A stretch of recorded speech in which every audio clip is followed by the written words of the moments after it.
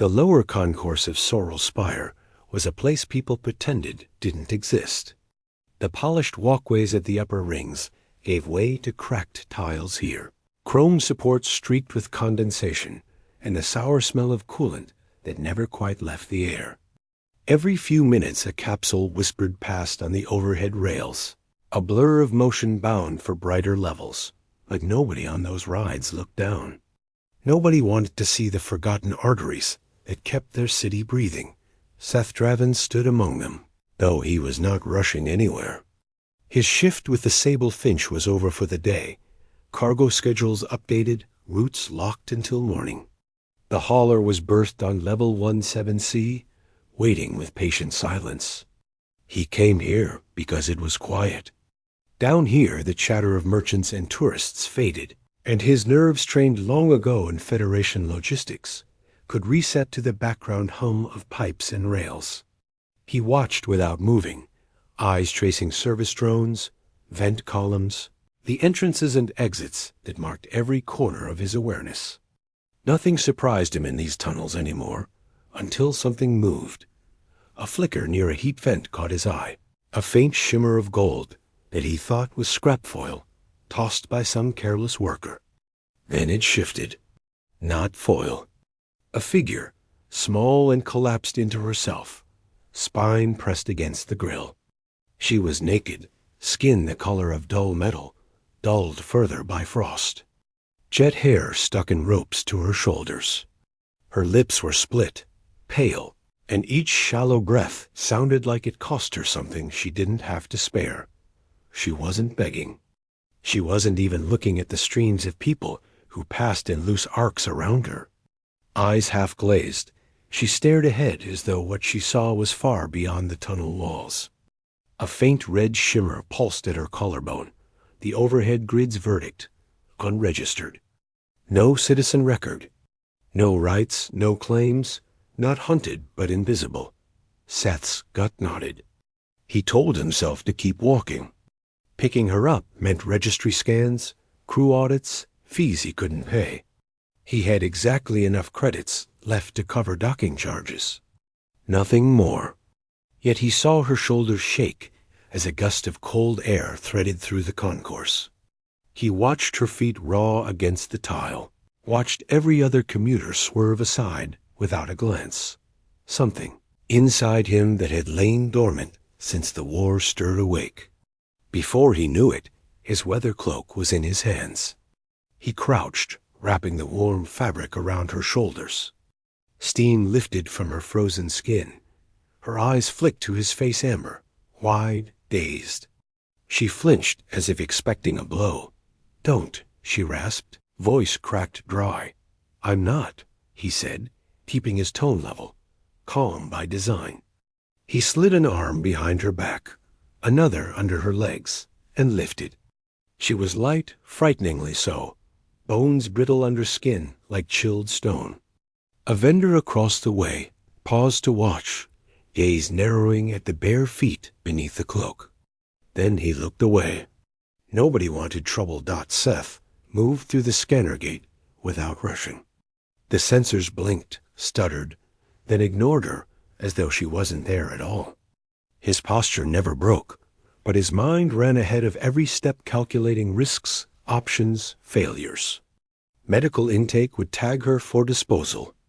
Registry meant attention. Leaving her was not an option. He turned down a row of vending stalls, his arms steady around her. One sold clothing. The vendor's mouth pulled thin as Seth approached. "No returns," the man said. "I won't," Seth replied. He scanned fast, pulled a thermal tunic from the rack. Then a translucent mesh skirt meant more for. Climate-controlled and modesty. She ruined it in an hour. The vendor muttered. Then, "I'll wash it." Seth set down the last of his ration, credits without hesitation. The man slid a scarf across the counter. Silent. Seth carried her to a maintenance bench, out of the draft. He set her down gently. Her fingers trembled as she dragged the tunic over her arms, then wrapped the mesh skirt at her hips. The heat fabric activated, color rising back into her skin by degrees. She stayed quiet until the clothes were on. Then her voice, soft but clear, finally came. Why?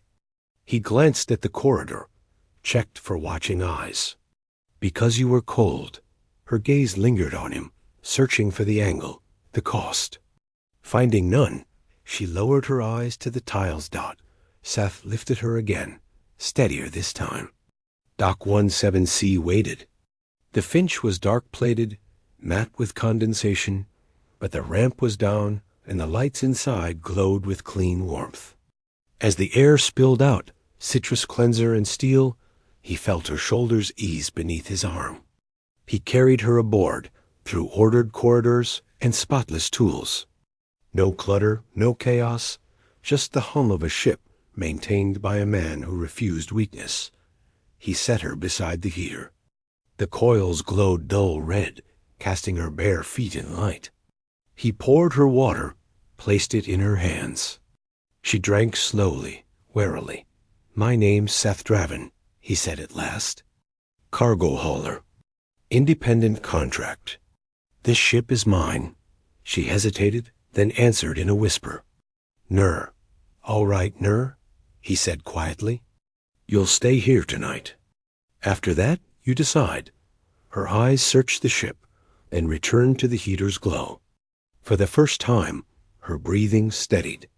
Seth locked the ramp, hands steady, though his pulse was not. He had broken his own rule. No variables.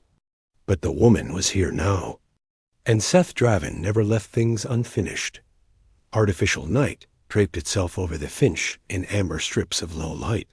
The ventilation hummed, steady as breath.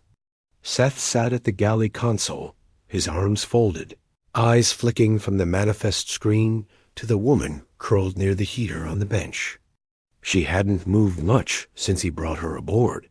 Wrapped in the thermal tunic and mesh skirt, she seemed less a passenger and more like a shadow the ship had collected.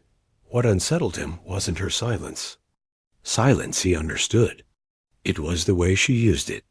Not like someone stunned or grateful, but like someone calculating, mapping every line of the ship's interior without needing to stand. Her gaze slid across the walls, vents, the bulkhead latches, memorizing. That calculation worried him more than fear would have. "You can sleep in the cabin," he said finally. Her eyes shifted to the sealed door halfway down the corridor. The hesitation in her shoulders was quick, but sharp, like a blade flashing once in low light. "Is it locked?" "Only if you want it to be." He kept his tone level. "Door seals can be set from the inside. Even I can't override once you engage it." Something in her posture changed. She sat straighter. "Show me." He rose, keyed the panel by the door. A clean click answered. Another click on the manual override. He pressed the interior pad. The seal engaged. "Inside, you cut external access, including mine. You hold the override if you want to leave?" Her amber eyes held his steady. "So, if I go in there, you stay out?" "Yes," Seth simply. The weight of his answer seemed heavier than the words themselves. She rose slowly, bare feet whispering against steel. Her legs shook faintly, exhaustion still clinging to her frame. He forced himself not to reach for her, knowing touch still made her flinch. The cabin was small. A single bunk, folded gray blanket, floor so clean it reflected the dim strip light above. A wall panel glowed with life support readouts, steady green. The faint antiseptic smell of polish hung in the air. She paused in the doorway, then stepped inside and turned once, eyes scanning corners, ceiling, every edge. "This is yours," she said. "It was," Seth answered from the corridor. "I don't use it when I have cargo. Console's enough for me." Her brow furrowed. "You don't bring people here often." "Never." Silence stretched long, heavy but not hostile. Finally, she stepped back out, standing in the narrow corridor facing him. Her expression was unreadable, voice quiet. "Why were you down there?" He hadn't expected the question. His jaw flexed before he answered. Dockmaster shifted my cue forward. Empty hold. 12 hours to kill. So you came down to watch people. I came down, he said, to remind myself why I don't live among them.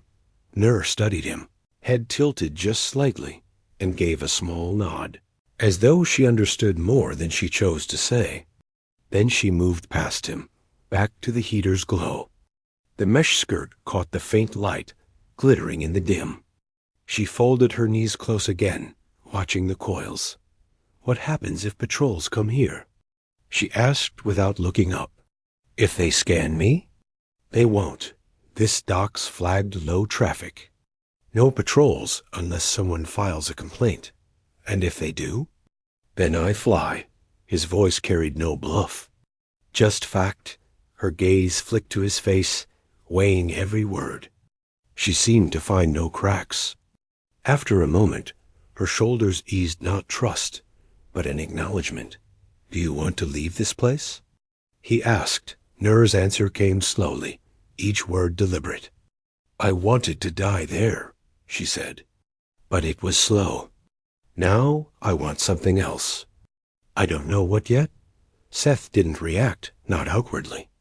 He didn't need to. She wasn't saying it for pity. She was stating inventory. He fetched the medkit, crouched before her, and opened a small case.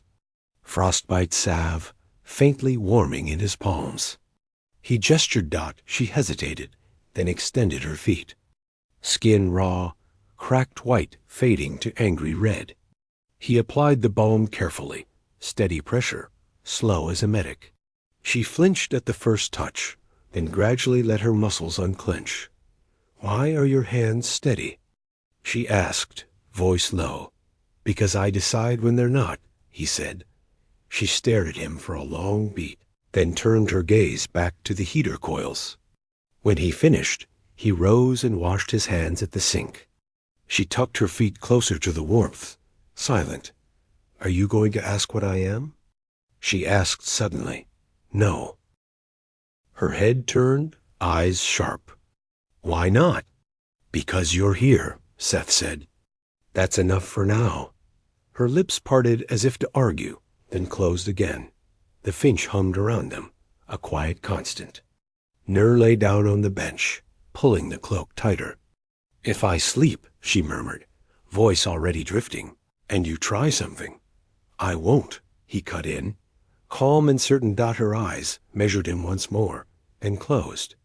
Within minutes, her breathing steadied, deep and even.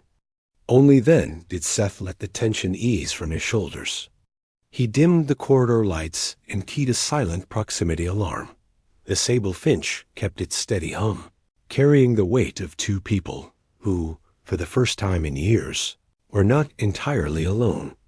Artificial morning bled into the finch in careful gradients, amber strips along the floor shifting toward cold white. Seth stirred in his chair at the console, vertebrae aching from sleeping upright. The proximity alarm blinked green. No intrusions, no scans, no curious dockhands peering too close. The ship had held its silence through the night. On the bench near the heater, Nur was curled on her side, breathing steady. The thermal tunic bunched at her shoulders. The mesh skirt slipped low across her hips. Her feet, which had been mottled with frost the night before, now held a healthy flush. She looked less fragile, though exhaustion still shaped every line of her. Seth lingered a moment, taking in the difference warmth and water had made, then rose and crossed to the galley. Routine steadied him. He pressed a mug of Furlan seed coffee, set a pan on the induction plate. The smell of heat and bitter grounds filled the air. He cracked open a ration crate, plating curbread, Draxon mushrooms, a small cup of linberry porridge. By the time he set it on the table, he caught Nur stirring. She blinked, amber eyes sharp, even half awake. Her gaze moved from the ship to him, narrowing when she spotted the food. She sat up slowly, hair falling in damp ropes around her face. Where am I? Her voice was clearer than last night, though still sounded raw by thirst. My ship, Seth said. Docked in Bay 17C, lower ring of Sorrel Spire. Her brow creased. Why bring me here instead of station control? Because they'd have put you in disposal intake, he answered evenly, jaw tightening despite himself. You were half frozen. They wouldn't have bothered thawing you. Nur stared at the floor for a long second. Her fingers dug into the hem of the tunic, like she was anchoring herself. Then her gaze lifted, sharp as a blade. What do you want from me? Nothing, Seth said. He slid the plate across the table. Eat. You'll think clearer after. Suspicion and hunger warred across her face. She moved to the table, posture straight, wary. He kept his focus on his own plate, but his eyes tracked her movements anyway. She ate slowly at first, fork steady, then faster once the taste landed. Not like someone feral. Like someone who remembered what proper meals felt like, but hadn't had one in far too long. After several minutes, she set her fork down, leaning back in her seat. Why are you alone here? I like quiet. That's not an answer. It's the only one I've got. He drank from his mug. Her mouth curved into a humorless laugh. You move like military. I was, he admitted. Logistics corps. War ended 6 years ago. I left before they started assigning blame. Did you fight? No. I made sure the people who did had rations, fuel, bullets. That was my war. That's worse, she murmured, not with accusation, but fact.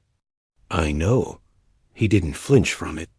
She studied him, measuring the perfect order of his ship, the steady way he never raised his voice. It didn't fit the image of someone who would risk everything for a stranger. Finally, she said, you saw my marker. You knew I was unregistered. Yes. You could still get fined. Lose your berth. Maybe. Why do it then? He met her eyes, unblinking. Because you were cold. And I don't leave people on the floor. Her expression faltered, something between disbelief and reluctant respect. She looked away first, fingers tightening on the edge of the table. They finished their plates in silence. The air between them had shifted less brittle, though no less sharp. Seth cleared the dishes, set them in the washer, then returned with a folded shirt from storage. He laid it on the bench near her, for when the station drops temperature. Thermal lining intact. She lifted it, thumb brushing the collar. This is yours. It's clean, he said simply. Her lips twitched, close to a smile, but not quite. She pressed the fabric to her chest before setting it across her lap. Seth watched her a long moment, then risked the first personal question. Where did you come from? Her face stilled. Her gaze drifted, unfocused, as if choosing which fragments of truth to release. Outer Ring Station, she said at last. Cargo indenture. 5 years. When the overseers stopped paying wages, they stopped paying air. Most of us left the dorms. Some didn't. Anyone left who'd look for you? No. Her tone was flat, final. No one who'd care if they found me. That settled something in him. Not relief, exactly. Just clarity. No claims, no pursuers. Only what she decided next. He moved back to the console, voice even. Then you're clear. As far as this ship is concerned, you're another passenger who hasn't signed on yet. Nur's eyes lingered on him, unreadable. Then she rose, pulled the shirt over her head, rolled the sleeves until her hands showed. The fit was loose, but it hung on her like a shield. Fine, she said softly. I'll stay one more night. Seth nodded once, not looking at her, but his grip on the console eased. The Finch hummed steady around them, amber lights warm against the steel walls. For the first time since he found her, she didn't look like she was bracing for exile. She looked like she might be considering what it meant to stay. The Finch settled into the quiet rhythm of Sorrel Spire's artificial afternoon. Outside, The station's trams rumbled faintly along upper rails, vibrations seeping down through the berth walls like a heartbeat. Inside, the air was warm and clean, a hum of ventilation lacing the silence. Seth worked at the system's console, scrolling through job listings with mechanical focus, while Nur sat cross-legged on the bench by the heater. She wore his dark shirt over the tunic now, the mesh skirt barely visible beneath, her damp hair falling in dark strands across her shoulders. He kept his eyes on the screen, but he felt her gaze on him, sharp and quiet. It wasn't the watchfulness of prey anymore. It was the kind of stare that measured, catalogued, weighed. Finally, she broke the silence. "Are you just going to keep drifting between jobs?" Her voice was soft but carried. "Until the Finch's debt is paid off." He didn't look up. "After that, maybe I keep moving. Safer not to linger. Always alone. That's the plan." He logged another rejected bid with a quick swipe of his hand. Her brow furrowed. "How long have you been doing this?" 3 years. He leaned back, eyes on the ceiling. "Since I left Federation Logistics." "You walked away from a post like that?" "I was too good at it." His tone came flat, a confession spoken without flourish. "The higher they pushed me, the further I got from the ground. Everything turned into tonnage, throughput, acceptable loss per quarter. One day I realized I hadn't spoken a human name out loud in 6 months. Just numbers." I walked. Nur's eyes stayed steady on him. She didn't mock, didn't pity. "So you're chasing something smaller. Something you can carry." He gave a slight shrug. "Or at least something real enough I can see it." For the first time, her mouth curved in the faintest hint of a smile. There, then gone. She dropped her gaze to the heater coils. The silence that followed wasn't brittle now. It had weight, but not hostility. "You're not worried that keeping me here could undo all that careful distance you've built?" She asked. It crossed my mind. His eyes flicked toward her. "And yet here I am." Her tone carried no triumph, just acknowledgement. "That was a choice," he said. "So is keeping me here." They left the words hanging between them until Seth pushed away from the console. He crossed to the bulkhead lockers, keyed one open, and pulled down a narrow crate. Inside lay spare thermal wraps, sealed ration packs, and a small Federation issue case with faded codes. Nur's eyes flicked to it at once. "You kept something from the war." He set it on the table, opening the clasp. A short, thick data wafer lay inside, along with a strip of worn photographs. 5 young men and women in Federation coveralls stood in front of a cargo crawler, their smiles small but real. Seth was in the center, thinner, eyes harder, dead. Nur asked quietly. 2 confirmed. The others disappeared when the tribunal started wiping records. His voice was flat, but the grip on the photo strip was not. "Do you ever talk to anyone from then?" "No." He closed the case gently. "No one wants to remember they existed." Her hands tightened in her lap, shoulders drawing taut. He noticed. This time he didn't let it pass. "You said your overseers stopped paying wages. What happened to the others?" Her gaze fixed on the coils, glow reflected in her eyes. "The ones who couldn't bribe their way off the dorm registry died slow. No rations, no medical. You could hear them coughing through the walls until they didn't anymore. I ran. How did you get here?" "Freighter. Hid in the storage bay under a heat vent. Didn't move for 2 days. Got off when it docked." Her voice thinned. "Walked until I couldn't anymore." Seth studied her face. She hadn't been discarded by chance. She'd chosen to survive and paid in full for it. She must have read the thought in his expression, because she said, sharper now, "I didn't crawl here to be saved." "Good," he said evenly. "I'm not here to save you." That disarmed her more than sympathy would have. Her shoulders dropped. For the first time, she looked less like someone waiting for betrayal, and more like someone weighing what came next. "You can walk out whenever you want," Seth added.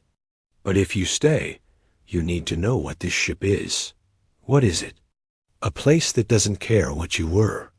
Only what you do next." Her amber eyes held as a long moment unreadable. Then she gave the smallest nod. "Not surrender. Acknowledgement." He pushed the crate back into the locker and locked it, then pulled out a tray of tools from storage. "If you're staying another day, you should know the Finch." Nur blinked, surprised. "You're going to train me?" "Not train. Show you." He set the tray on the counter. "You learn fast. Or you wouldn't still be here." Her mouth twitched, almost but not quite a smile. "All right." They moved through the ship slowly, Seth showing her the primary filtration cores behind the aft wall, the humidity regulators along the ceiling, the emergency oxygen bypass valves. She asked few questions, but her eyes tracked everything, fingers brushing bulkheads as if memorizing the Finch's skeleton by touch.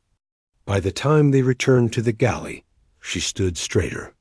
"You're not what I expected," she said. "What did you expect?" "A man who saves someone so he can own them." Seth leaned on the console, expression calm. "If I wanted someone to control, I'd buy a NAV drone. Cheaper." "Doesn't argue." The sound that left her lips was short, startled, and almost a laugh. Gone as quickly as it came, but her eyes stayed warmer after. For the first time since she'd stepped aboard, the silence between them didn't feel like distance. It felt like space neither of them minded sharing. The Finch's lights softened toward evening cycle, a warm neutral glow that brushed steel panels with gold. The hum of the station outside had dwindled, trams quieting as shift turnover passed. Inside, the air was still. Seth stood at the engineering console, reviewing system logs, while Nur sat on the bench near the heater, his shirt hanging loose over her frame, her bare legs tucked beneath her. Her eyes followed him in silence, but the silence was different now, layered, cautious, yet not defensive. He broke it first. "You memorized half the ship's systems in an hour." Nur's gaze didn't waver. "Survival trains focus." He nodded, recognizing truth, not brag. "Most people don't listen that close." Her head tilted slightly. "You never asked what I want to do next, because you haven't decided yet." That earned him something fragile, a small smile, quick but genuine, flashing across her lips before vanishing. Still, it reached her eyes. "People don't usually wait for me to decide anything. I'm not most people." She looked at him longer, then away to the sealed cabin door. "If I wanted to leave this ship, not now, but later, you walk out the ramp," he said simply.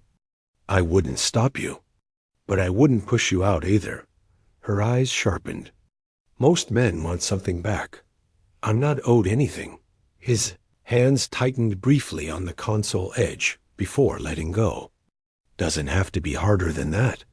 Her shoulders eased a fraction, though her voice stayed quiet. "That's hard to believe." "Doesn't have to be." The words settled between them, heavy but steady. After a while, Seth moved to the medkit, pulling out a small tin. He crouched in front of her, opening the lid. "Your feet." "Let me see them." Nur stiffened on instinct, toes curling against the heater's glow. "I can do it myself, I know." "I'm offering, not ordering." Something flickered in her eyes, hesitation, then choice. Slowly, she extended her legs. He warmed the salve in his palms before pressing it into her skin. The touch was measured, steady, almost clinical. She flinched at first, breath-catching, but didn't pull away. Her gaze stayed locked on his face, searching for aggression, for intent. She found none. Her muscles loosened gradually, head tipping back against the bulkhead, eyelids lowering half shut. "You've done this before." Field medic rotation. "Frostbite, burns. Did you care about them?" "Yes," he said, tone unchanged. That was the problem. Her eyes lingered on him, softer now, as he sealed the tin. When he stood, she pulled her legs back under her, toes flexing against the warmth. "Do you trust me yet?" she asked. "Not yet." "Do you trust me?" "Not yet," she echoed. "Good. Then we're even." A ghost of a smile touched her mouth. Not quite alive, but trying. Seth keyed through departure listings, screen glow etching his jaw in pale light. Nur watched a moment before speaking again. "You don't ask many questions. I'll ask when you're ready to answer. That's not how most people work. That's why I work alone." She pushed to her feet, walking to the viewport. Beyond the glass, Sorrel Spire's grid gleamed, chrome and light suspended against the turquoise swirls of the gas giant below. Cargo skiffs traced glowing lines through the fog. "I thought it would feel bigger," she murmured. "It does," Seth said from behind her, "until you stay long enough to see how small it really is." Her reflection met his in the viewport, amber eyes against his darker gaze. They held there, suspended in glass. Then she turned, barefoot steps quiet on the deck, and stopped close enough that the warmth of her skin cut through the filtered air. "You said if I stayed, we'd figure out what that meant." "I did." "Then start figuring." He let the words hang, her face inches from his, before he nodded once, deliberate. "Tomorrow. We plot a route." Her shoulders straightened, as if something inside her finally stopped bracing for impact. For the first time since he carried her from the concourse floor, she didn't look like she might vanish at any moment. She looked like she might be ready to belong. The following morning came with a low tremor through the berth walls, cargo trams grumbling overhead. Light washed through corridor strips, cool, white, and sharp. Seth was already at the console, scanning departure permits, jaw shadowed with stubble, dark circles beneath his eyes. Nur emerged from the cabin barefoot, wearing the Finch's shirt rolled at the sleeves, a mesh skirt catching faint shards of light as she moved. Her hair had dried into a smooth black line down her back. She paused in the galley doorway, watching him. "Did you sleep at all?" "A little." He didn't look up from the manifest. "You keep everything, too. Clean. It's easier to see what's broken." She nodded, as if that made sense in a way little else did. Seth turned, facing her fully. "We're taking a short run. Courier contract to Kalido 9. Close range, no inspections. If you're going to be on my manifest, this is the time." Her body went still. "Listed. Crew in training," he said. "Just a box to tick. Gets you through gates and checkpoints. Without it, you're invisible again. But this time by choice." Nur's eyes narrowed, cautious. "It links me to you." "Yes. And if someone from before sees it?" "They won't," Seth said, calm as stone. "No one checks dockworker manifests. Not unless there's an incident. And we won't give them one." She studied his face for cracks and found none. Slowly, her fingers tapped the tabletop once, then stilled. "Then do it." Seth keyed the panel, opening a new crew slot. Full name. Nur hesitated, then spoke. "Nur Sarin." His hands moved, precise. The system blinked, processed, confirmed. A soft tone marked her existence. She exhaled, almost soundless. "That's the first time my name has meant anything in years." "It means something here," Seth said. Her gaze held his. For a long beat, the Finch hummed around them, quiet and alive. Then Seth reached into storage, pulling down a folded gray jumpsuit with the Finch's registry emblem on the shoulder. He set it in front of her. "Crew uniform. Wear it for departure. Not for me, for everyone else. So no one questions you." Nur touched the fabric, eyes lingering. When she looked back up, something guarded but fierce had settled in her voice. "I don't want to be invisible anymore." "You're not," Seth said. She straightened, shoulders squared. The hum of the Finch deepened as the engines warmed, and for the first time, she looked not like cargo rescued from the cold, but like crew preparing to fly. The Finch came alive in stages. First the low growl of her ion cores, then the thrum that ran through deck plates, steady as a pulse. Nur stood at Seth's side in the galley, wearing the gray jumpsuit he'd given her. It fit loose, cinched at the waist, collar open at the throat. Against the matte steel of the ship, she looked sharp, deliberate, not like a ghost pulled from a freezing vent. Seth guided her through preflight checks. He spoke in clipped commands, showing pressure readouts, valve indicators, thermal bleed warnings. She repeated each back without hesitation, hands steady on the panels. When she reached for the priming lever, he watched, not for mistakes, but for proof she wasn't afraid. The engines purred, readings lining green. "You teach like you expect me to understand," she said quietly. "I do. No one ever has." Then they wasted your time. Her fingers paused, just for a moment, as if the weight of those words threatened to undo her. Then she threw the switch. The Finch detached from berth 17C, the view widening through the forward viewport. Sorrel Spire slid behind them, a gleaming grid shrinking against the gas giant's turquoise clouds. "You ever get used to leaving?" she asked, eyes fixed on the station. "No," Seth said. "That's how you know it matters." She didn't smile exactly, but something in her reflection softened.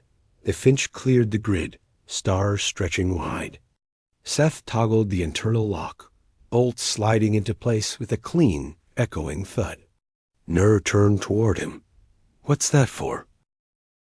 "So you know," he said, voice even. "There's no way back out there until we decide to open it." She studied him a long moment and nodded once. This time, her gaze didn't carry the edge of someone bracing for abandonment.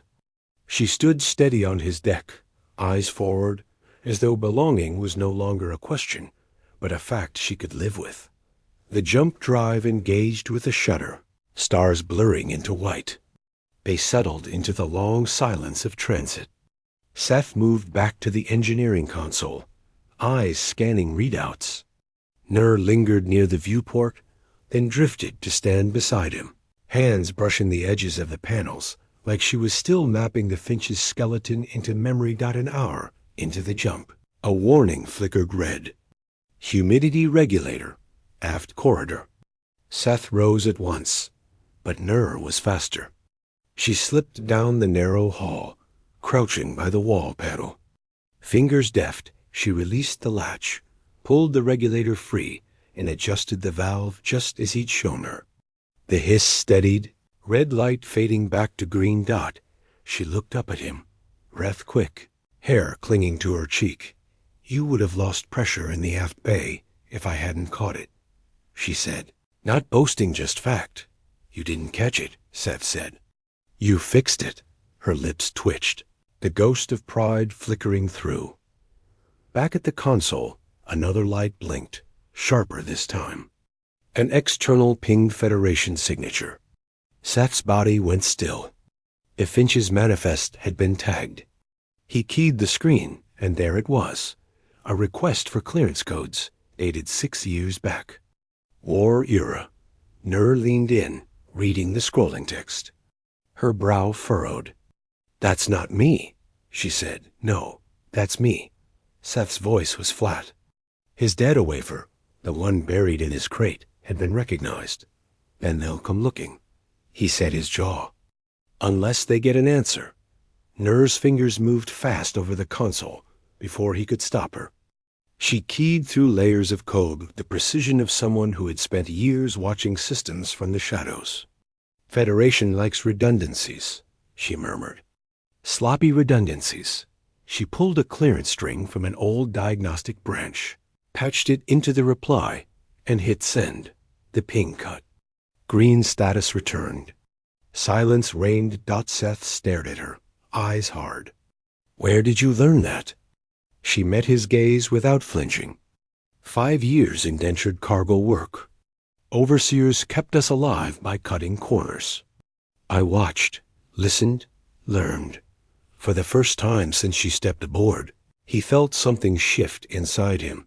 Not pity, not calculation, but recognition. She wasn't cargo. She wasn't a burden. She was crew.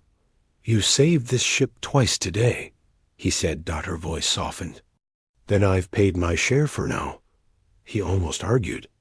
Instead, he just nodded. Hours later, Nur sat at the heater again, legs folded under her, jumpsuit collar loose at her throat. Seth moved quietly around the galley, cleaning tools, resetting alarms. The silence between them was no longer defensive. It was space they shared, steady and alive. "You said I could leave any time," she said suddenly. "I did, but if I stay—" She hesitated, eyes on the heater coils. "I need to know this isn't pity." "It's not," Seth said. His voice was steady as steel. "And what is it?" His eyes held hers, unwavering. "It's choice." She drew a slow breath, shoulders rising and letting go. Something long locked behind her gaze loosened. She didn't answer, but she didn't look away. When Seth turned back to the console, the Finch hummed steady around them, a vessel carrying not just cargo, but the weight of two people who, for the first time in years, were no longer alone. The Finch dropped from jump with a low shudder, stars snapping back into place beyond the viewport. Ahead lay Kalido 9, a supply depot orbiting a barren rock, its docking spires lit with yellow hazard lights and long strings of freighters already queued. Seth adjusted the thrusters with practiced ease, guiding the ship into approach. Nur stood beside him in the gray jumpsuit, hands folded behind her back the way he'd taught her. She looked less like a stowaway now, and more like someone who had always belonged on a deck. "Stay steady," he said quietly. "Dockmaster will skim the manifest. Don't speak unless spoken to." Her eyes flicked toward him, amber and sharp. "And if they ask why I'm here—" "Your crew." She nodded once, jaw set. The Finch slid into berth, magnetic clamps locking with a metallic thunk that vibrated through the hull. Outside, depot lights spilled white across the viewport. Inside, Seth keyed open the comm. "Finch, contracted courier." "Package run." The clerk's voice crackled back, flat and tired. "Manifest transmit." Seth sent it.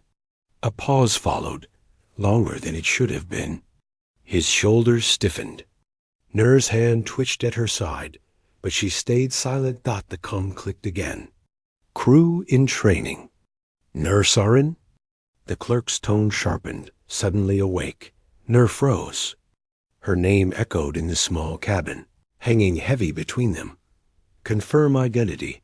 The clerk pressed. Seth leaned closer to the mic, voice even. "Confirmed." "She's mine." But the silence that followed was wrong, too long, too careful. Finally, the clerk spoke again, softer. "Stand by. Dockmaster wants a word." The channel cut. Seth killed the mic at once, jaw tight. Nur's amber eyes burned into his. What did they hear? She whispered, "Your name," he said. And it meant something. Her face went still, expression unreadable. For a long moment she didn't move. Then she said, voice flat, "I told you I was invisible." "You're not," Seth said. Footsteps clanged on the docking ramp outside. A patrol detail approaching. Seth toggled internal locks, the thud of bolts sealing the Finch. Nur straightened, back rigid. The knock came, heavy on the hull. Finch opened for inspection. Seth ignored it, eyes fixed on Nur. If I open that ramp, what do they see? Her throat worked. When she spoke, it was low, certain. Not Nur the laborer. Not Nur the unregistered. They see Nur Sarin, widow of Commander Varen Saren, Federation Fleet Convoy 342. Declared lost, erased from record. Seth's breath caught. He had heard the name, an officer who vanished 6 years ago with half a convoy, sparking whispers of cover-ups, Erased files, tribunals that buried their own dead. They erased me with him, Ner continued, voice sharp now, alive with heat. 8 years old, they sold me into contracts. Later, when I was married, they came again. When the convoy disappeared, so did my name. Only I wasn't dead. I was here, waiting for cold floors and silence to finish the work they started. The knocking on the hull came louder, harder. Seth's eyes didn't leave hers. So if I open that ramp, they drag you back into whatever someone wanted buried. Her voice broke into steel. And if you don't, you're tied to me forever. He studied her face, the defiance that had burned through weariness, the calculation that had shifted into something fiercer. Then he keyed the intercom, voice flat. Finch denies inspection. System fault. Reattempt in 1 hour. He cut the channel before the protest could rise. The patrol footsteps retreated, but only slightly, the shadow of them still waiting outside. Inside, the ship was silent, but for the hum of the engines, hot and alive. Ner stood tall in the jumpsuit, hair black against the gray, gaze fixed forward. They won't let this go, Seth said. Good. Her amber eyes blazed. If they erased me once, they won't do it again. Not while I'm breathing. Seth let out a slow breath, then keyed the console. Thrusters armed, engines primed, clearance overrides ready. He looked at her one last time. Then we chart the course together. The Finch's clamps released, ship lurching free of the berth. Dock alarms flared as Seth shoved the throttles forward. The stars opened wide. Ner stood beside him, shoulders squared. Not a ghost anymore, but a presence carved sharp and undeniable. For the first time since she had crawled from the cold, she looked like someone with a future, and for the first time in years, Seth felt like he wasn't steering alone.